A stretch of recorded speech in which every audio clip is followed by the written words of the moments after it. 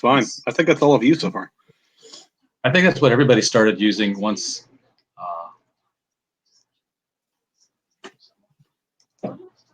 YouTube started to screw people over. Yeah. When they shut down Google Hangouts, we were all kind of stymied.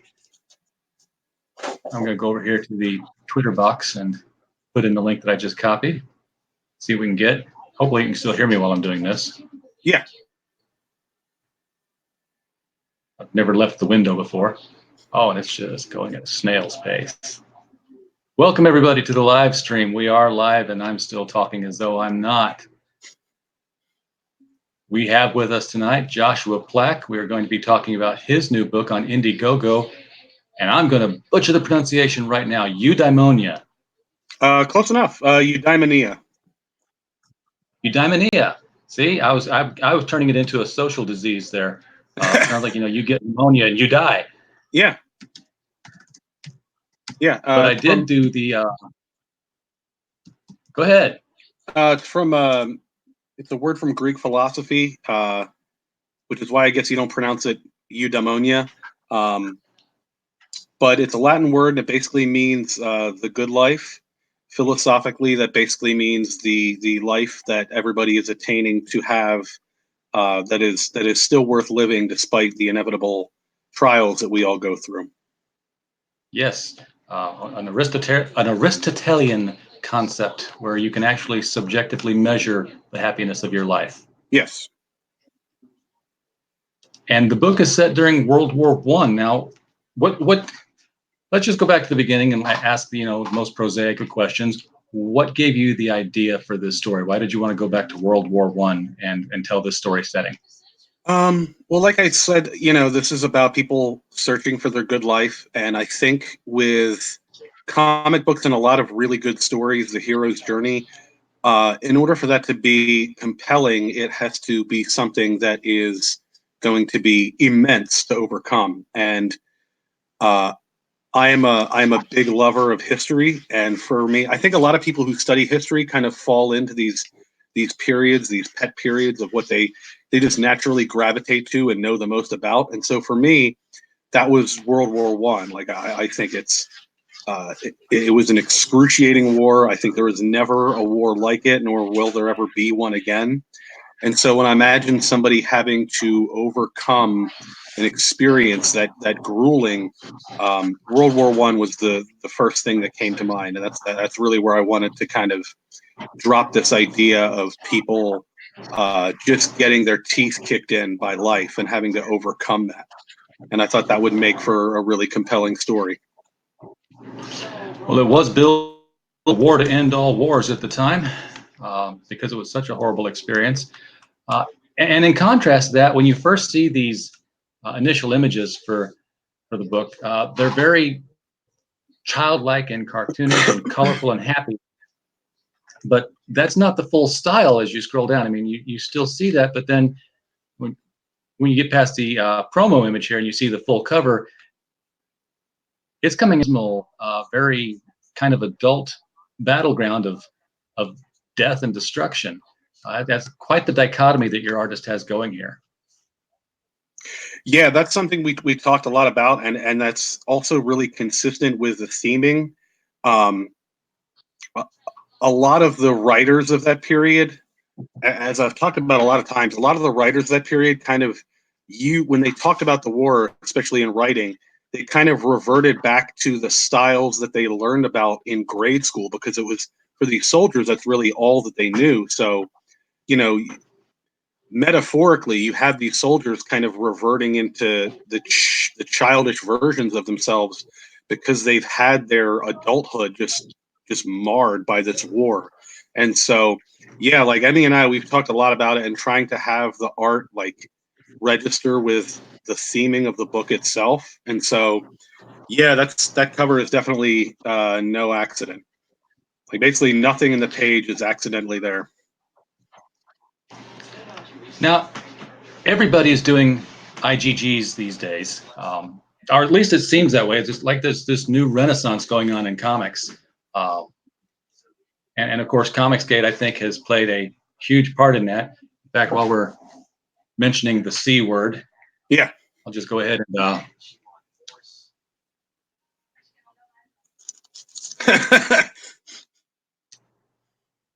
just to be transparent and make it clear but I'll say this too: as much as Comicsgate has talked about this being the death throes of the comics industry, I have never seen nor have I bought more new comics than I have in these past 18 months. Did this movement in any way inspire you to try this, or is this something you think you were going to do whether or not the Indiegogo Comicsgate movement existed at all? I think if it weren't for Comicsgate, I probably wouldn't even be trying to do this. To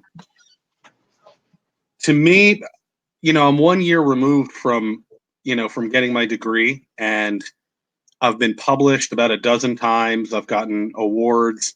And the thing that I've learned in that year is that the traditional publishing industry is definitely in its death throes if you are not a big name. And any publishing contract you're going to sign as a new writer is almost going to assuredly uh, bankrupt you, or like it's not going to be worth the amount of time that you put into it. And so, yeah, if it weren't for Comicsgate and having this kind of an avenue and people that are genuinely interested in seeing new books and seeing, what the indie scene can come out with, this probably would have just stayed somewhere in like the annals of my mind. But yeah, so basically, it's because it's 100% because of Comicsgate that I'm doing this. So you do decide then that you're going to make a graphic novel. You've pretty much seen the price point that everybody else is coming in at. It's usually the $20 to $25 price point for 40 pages. And of course, the more people you get into that, the more things you can throw into it, and you get that economy of scale going for you. Did you already know the artist, or did you have to put out a call for art samples from different people to determine who was going to end up being the person doing the book? I talked to a couple of different artists, and this is when I was just kind of kicking around the idea, and I got some samples from people. And like, first off, it's such a weird project that a lot of the people I talked to just kind of like noped out of it, like, no, this is kind of weird, I don't really want to do this. But I got a couple samples from some people, but like it didn't seem to fit. And I just randomly happened upon Emmy and just kind of kicked the idea out to him just to see what he would come up with. And like, he sent me back a message, and he basically said, this is really literary, and it reminds me of, and then he named kind of a literary figure that we both, I guess, had in common. And I was like, yeah, this guy kind of gets it. And then within a day, he just delivered this sample to me, and I was like, yeah, this guy gets it. And I was just like, no matter what it is, I want to be working with this guy. I want to be, and now, like, what I tell people is my biggest goal with this project is to get as many eyes on his art as I can, because at this point, if this project doesn't go anywhere, that's fine. I have ideas, to last eternity, but it just absolutely blows my mind that this guy is at a point in his career where I'm able to work with him. So him getting more exposure is almost more important to me than the book itself at this point. Now, how much of once you start collaborating with somebody on a project like this, how much of an Indiegogo, of a crowdfunding effort, is this a leap of faith? I mean, obviously you start work on this, you've already done all the writing, he's doing some of the art before you even see your first dime. So is this something where the project is completed or near completed and you're assuming that it's going to get funded? Or is this something where you wait until you get the money? So there's 4 stories. It's a mini series basically, and the first story is almost completely done. We need 2 more pages and then the back cover, and then that's it. That's a wrap. The second story is an unlock bonus, so that's kind of dependent on how we do. I think we're going to get there, but how we do is going to determine whether or not there is another one of these. So, and if that ends up if it ends up not happening, I'll always be happy to have, this kind of relic of some of our collaboration together. But I would say it's about 50-50. It would definitely help to get this to the point where we have all 4 stories out, and then we can do like a full like remastered collection of the whole thing. But to answer your question, the first story is like just about in the bag. Like we're on the finish line. Okay, so let me propose this to you now. You've got it done. It's finished. It doesn't make goal. Where do you go from there? If it doesn't make goal, our backers Do you will retool? absolutely get a book. What's that? Do you just retool and start it over? I know some people have done that. They're like, okay, well, we didn't push this the right way. We'll just start from ground zero again, and we've got all the work put into it. We'll just do a different GoFundMe or a different Indiegogo. That's a question I haven't been asked yet, and I haven't put a lot of thought into it. I can tell you, if this doesn't make gold, our backers are absolutely going to be getting a book, and I'm definitely going to have, overprints for that. But what I can say is only the people who back this version, this Indiegogo, are going to be getting the first edition cover. I might retool it in the future, if I see enough interest, but I can't really answer that at this point. All right, well, let's look at some of the levels that you do have on here. Obviously, the featured one is the signed copy. That's the one that's going to be most prominent, the $25 shipping in March. Issue number 1, it's a physical copy. That's And definitely everything too. what I would be. Digital downloads are good, but I've never really cared for the digital download kind of version. I'm like the ancient Egyptian kids when, papyrus is introduced, and I still like carving on the pyramid. That's just the way I was growing up. I like to be able to touch it. I have most of my financial portfolio wrapped up in vinyl records and comic books, so I know what you're saying. There you go. Yeah.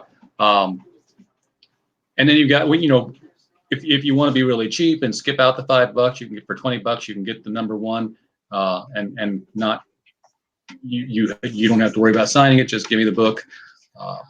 Why anybody would do that and not go the extra $5? I guess 4 people did. So we're not going to slight them. And then you got the retailers bundle. Now, tell me about the retailers bundle here. This is a $100 deal. I could obviously click more information, but retailers bundle tells me we're trying to get this into stores. Yeah. I've actually sold one of those, so it's actually a funny story. I talked to a retailer in Maryland, and I guess he had never heard of Indiegogo before, so he bought it. So it's going to be seven issues. All 7 of them are signed. But he didn't. I guess he'd never been on Indiegogo before, so he did I didn't even know he had a donation button, but I saw he had $100 donation. I said, "What? How? What?" Yeah, and I guess he just didn't know what he was doing. So, yeah, he gets 7 issues for You turned his $100. donation into a bundle. No, So you turned his actually, I donation sold into him. a bundle. I am 100% ABC. Always be closing. Second place is a set of steak knives. Third place is you're fired. And I actually talked to this guy, and I got him to buy. And I said, "Yeah, we got a retailer bundle. You get 7 issues for $100. Look at this art." And he bought it. He just bought it incorrectly somehow. Okay, I got you. He didn't know how to pick the right perk, and I can understand that. So technically, we have 23 copies sold, not 16. Excellent. And how does that differ from the original work bundle here? Also $100, and somebody's taking that, and you got 5 of those available. So the original work bundle is definitely something different. So with the original work bundle, you're getting a signed copy, you're getting the digital copy, and then, I'm old school. When I wrote this book, it was by hand, and with every page written at a certain place at a certain time. And I'm also a stickler for records. So with the original work bundle, since we're doing digital, we don't have original art to give, but you are going to get 1 page from the book scripted as it was originally written, pre-edit, and then you're going to get a nice print of that page. And it's first come, first serve. So In December, you're going to get the digital file, and you can tell me whatever page is your favorite page, and you're going to have the only original copy of that page's original script, handwritten. Now, that's pretty cool because, as a writer myself, with books, and I'll see all the different artists sitting around me making bank left and right, $25 for a sketch, $125 for a bigger sketch. And I'm sitting here thinking, I'll write 2 paragraphs for $10. Just tell me your characters. So you found a way to actually turn the original writing into something that's a collectible item. Absolutely. And the fact you've done it longhand really adds to the rarity of that, because so many people are using word processors. Like, I'll just print this page out 100 times, and it's not nearly as personal as a handwritten. Plus, if you need to know what coffee shop I was in when I wrote that, there you go. And there's probably a little bit of a stain on the side of it. There's no probabilities about it. Right, so I'm looking at the artist's name again, Emmy Utrera. So first of all, I don't know if Emmy is male or female, and I don't know where this person is from. So what kind of background can you give us on Emmy Utrera? Emmy Utrera is from Argentina. So the first thing we had to work out on this collaboration was the fact that we didn't speak each other's actual language. He speaks Spanish, so I get emails from him in Spanish, and it Google translates into English, and vice versa. So to me, that's a miracle right there that this collaboration comes out of. Yeah. As far as I know, I think I know he won an award for, it was like Graphic Novel of the Year, and I think it might have been in Argentina. He's done some work for Vertigo, and that's about all I can find. I know his work has been published in 3 continents, but the United States North America is not one of them. Okay, well, that's fantastic. That's definitely something that should be an advertised point on the cover of the book somewhere, or at least on the back cover. Mm-hmm. Particularly when you get into the collected edition, assuming it's going to be like a trade paperback or a hardcover even. Because award-winning artists sell books. Yeah. Now, you said you've been published also. So where would we find if somebody says, well, I don't know if I want to read something from somebody I don't know, but where could they go to find your work to see what you've already done? Let's see here. I have been published in. The problem is I have mostly a literary background. I've been published in Pamplemousse, Pinion Publishing. I was finalist for the Francine Ringgold Young Writers Prize. I won the Matthew Knight Poetry Award.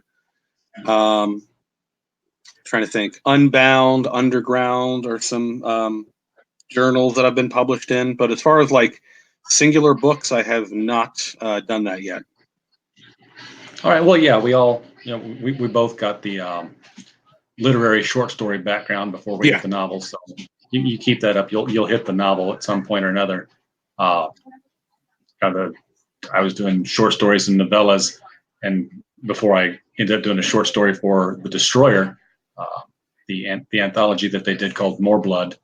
And I was just very fortunate that they not only bought the short story, but they thought that I had a handle on the characters enough to offer me a shot at the franchise. So,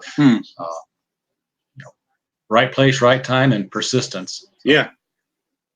But my problem with my problem with prose is that I would get published, and I would get, you get published, and then you have somebody, giving you, even though you got published, you get feedback, and then you get people, readers will give you feedback.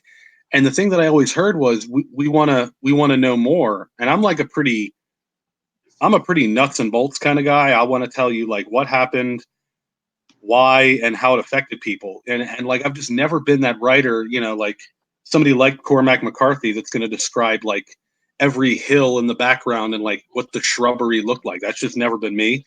And so that's what kind of led me towards, comics and graphic novels, is I can give you what happens in what order, and it's going to be interesting. And then I can kind of work with an artist on really making that pop off the page.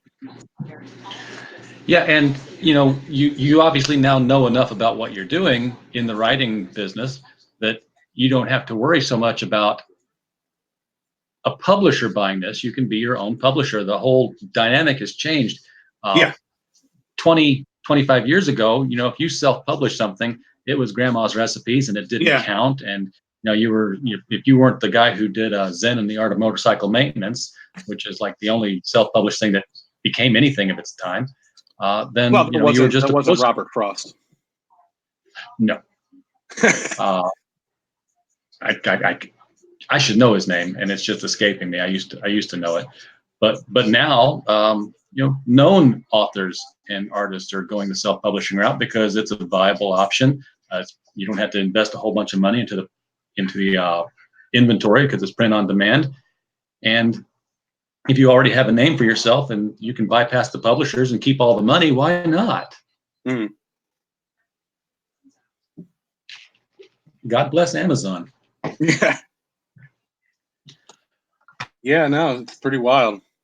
I always thought of like self-publishing as being like, oh, that the guy at the fair that prints his own books and sets up a table and just looks kind of sad. But like that was a couple of years ago, and probably still is for a lot of formats. But for graphic novels and comics, it seems like no, this is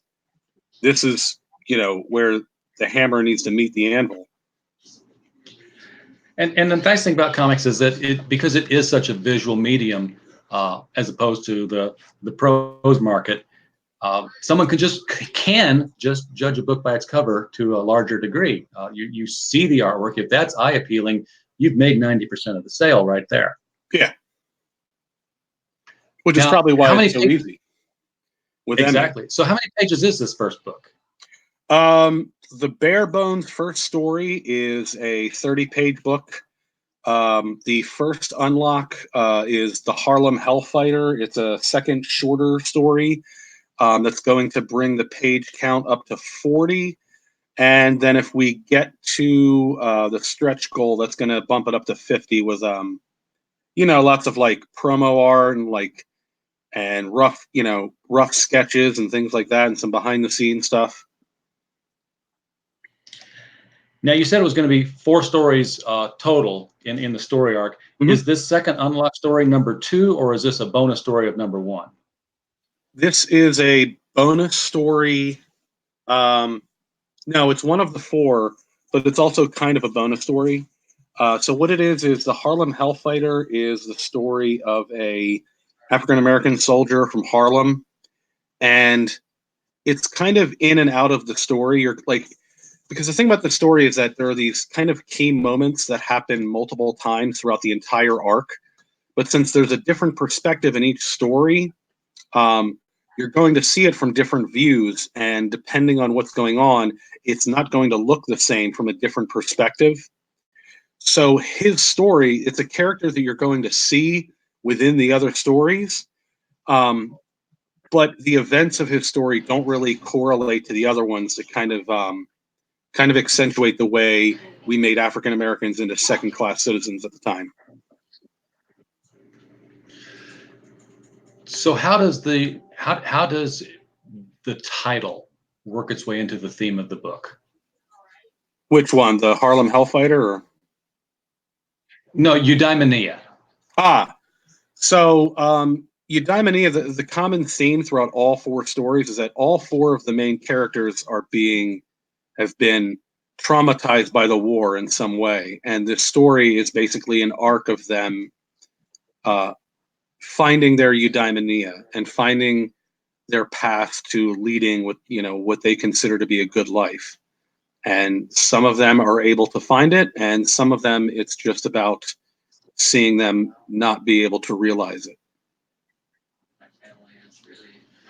It would be very difficult to find a happy life in the middle of a war zone during a time of war. So I can see the challenges in your characters to set that up that way.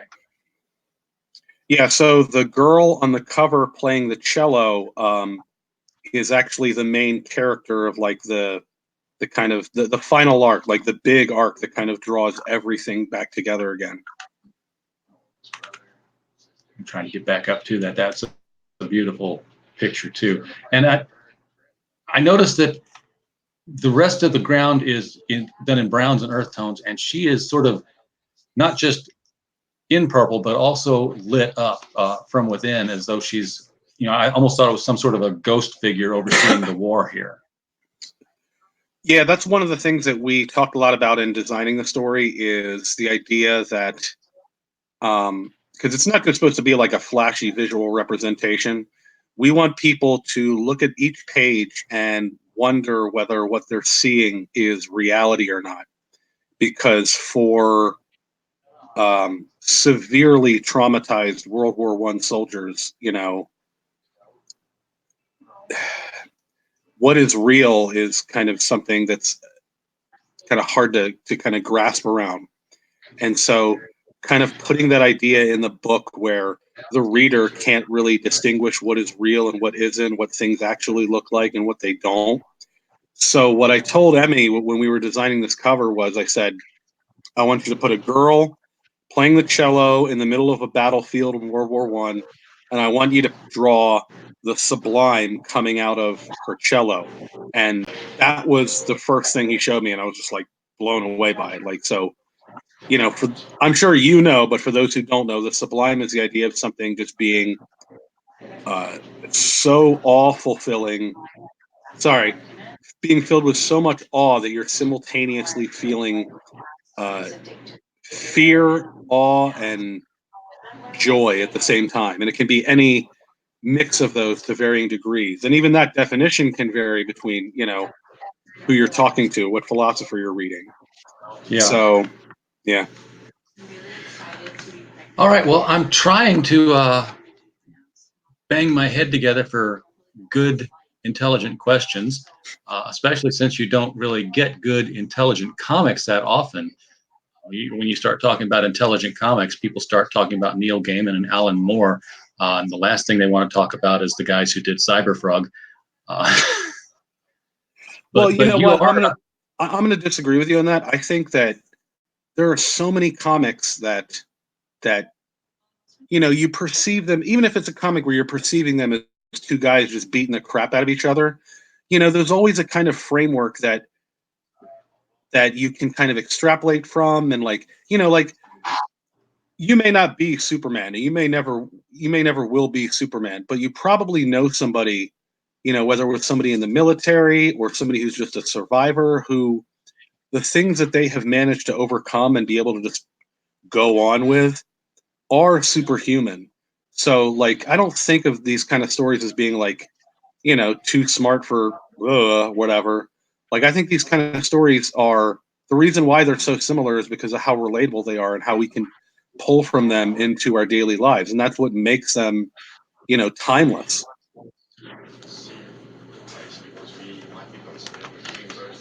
True. And in fact, I've got to discuss on some panels about the philosophies of comic books coming up here as the convention season hits on us again. So I would be in the up the titles. It won't be out yet, but maybe we can talk some people into getting it if it's what's the phrase that they use on IGG once you've funded but you're still selling. I'll say if you do that, I would definitely recommend. I always recommend to people because I think it's an underrated classic. But The Max, you ever read that? I've read The Max. That was a long time ago. I know it seems like everybody knows The Max, but nobody really remembers The Max. Because if you ask them what it's actually about, it's kind of hard to. Like, I've read it like a dozen times, and but when I think about it, it just kind of fades out of my mind. Like, I have to keep rereading it over and over again. I'm like, oh yeah, Mr. Gone, or like this theme, and yeah, that is definitely one I would recommend taking another look at.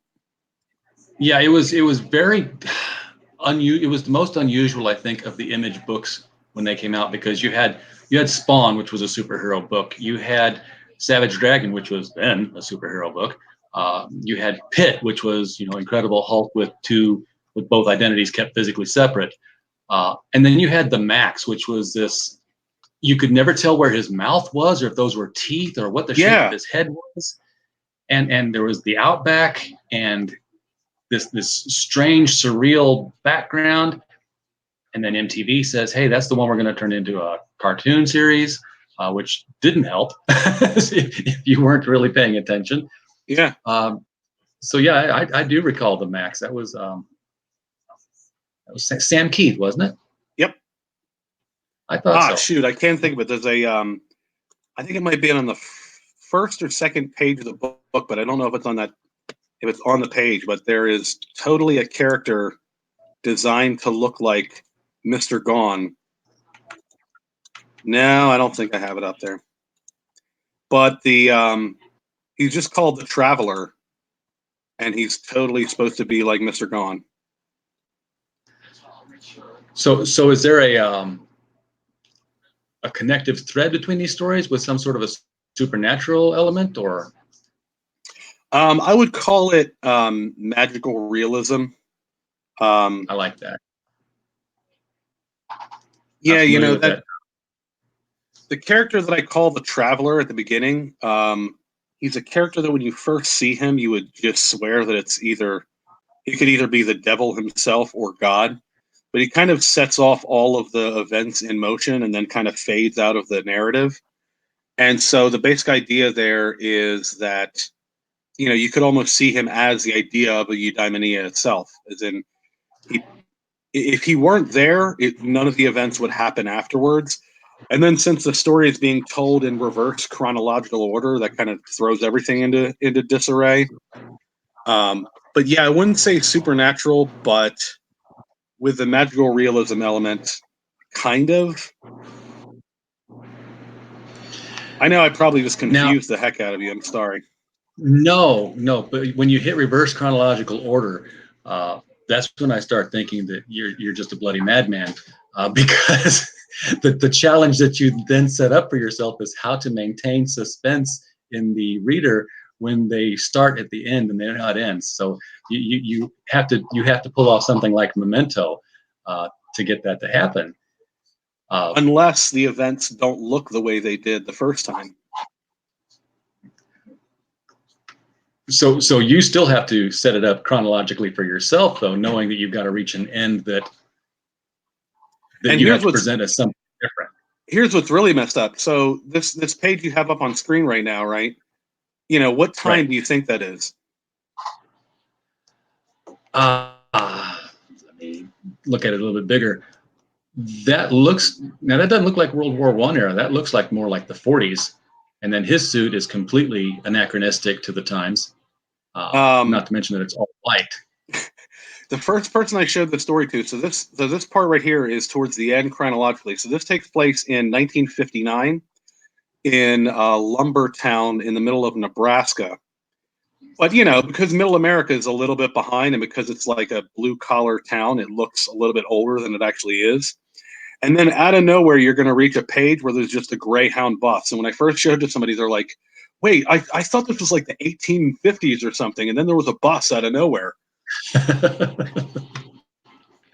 So, like, my intention anachronisms is to just screw people up in any way I can, without being a jerk about it. Well, yeah, you don't lie to the readers. You just make them reconsider, put it back together again. Which if they don't have to put too much effort into it, is rewarding for them. So it's basically a high wire act where if nobody likes this book, then what I've done has just been unbelievably pretentious. Well, I don't think you've reached quite that level yet, unless you think you've actually created these characters and they exist in another dimension and they're doing your bidding as you write it down. No, I'm not Stephen King. No. Yeah, him too. But it definitely looks like the sort of thing. As I look at the pictures and I read the text that we do see, this is the sort of thing you saw out of Vertigo when Vertigo was good. It'd be in its first 5 years when they were trying out new things, not these last year and a half when nothing worked and they didn't care. I thought they didn't put anything out in the last year. I don't remember anything. Well, nobody does. Yeah, I don't know. The whole thing was editorial didn't care. They were just throwing something against the wall, and it showed uh, in the quality. Surprisingly, the only thing I did hear anybody read something of in my local comic shop was Goddess Mode by Zoe Quinn. So I guess that was the person who bought a book. I'm trying to think. I checked out a comic book store in Leavenworth, Washington last week, and when I go into a store, especially a comic book store, I have to, or like a record store, I have to look through every last thing, and I didn't see a single Vertigo Sure. book in there. Well, they sold out, man. They were so hot. They sold out. Well, I did get, what's that book where God, it has the most weird but forgettable title. What's that book where it's newer and it's people fighting each other with guitars? Oh my gosh. I want to say I it's have Image. no idea. I can't remember the name of it. I read it. It was really good, but for whatever reason, You're making me think of Sonic Disruptors. Oh man, it's so something Falcon. Oh, Murder Falcon. Murder Falcon. Yeah. I've seen it. I have not picked that one up.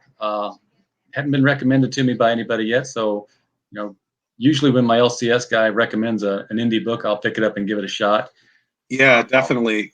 I'm all about like when the character's frame is a little bit thin, like it isn't exaggerated at all. It's just kind of thin and wiry, but the lines on it are just so thick that I don't know why that kind of art style just appeals to me, or like, yeah, just something about like either thick or really bulbous frames and then super thick outlines. Like the coloring book outlines. Thicker, like she real thick. That's what I call them. I'm going to reload the tab here and see if we've made this. I'm disappointed in our little Twitter group of friends. They're not there. No one's in there tonight. And usually I'm getting messages on that thing all day long.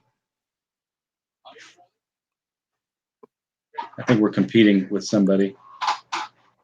Yeah, we're competing with Adam. Oh. Damn it, Adam. You're not supposed to do that to us. Especially since I did let him know in advance. Oh, that's the problem. I let him know in advance. Oh, he's doing it out of spite? So he's doing it out of spite. Curse you, Adam. We shall come for you next time. All right. Well, I don't want to keep you too. I do appreciate the time.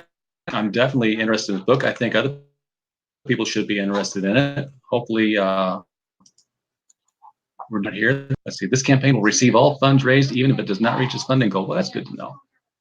And I'm still seeing 16 backers, 34%.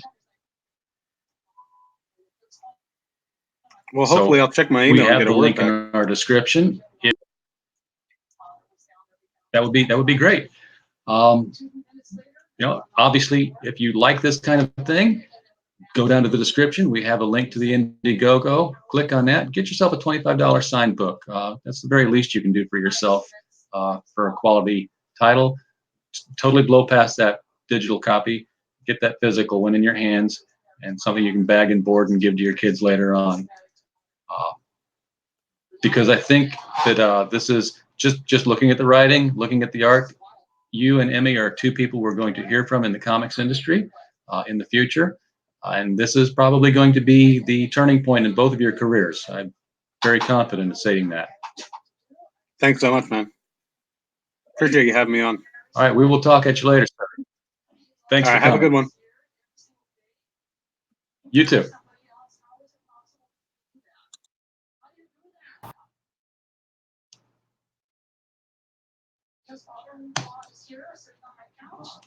And he's telling me the rest of the family members are coming. We're calling Sippett's family.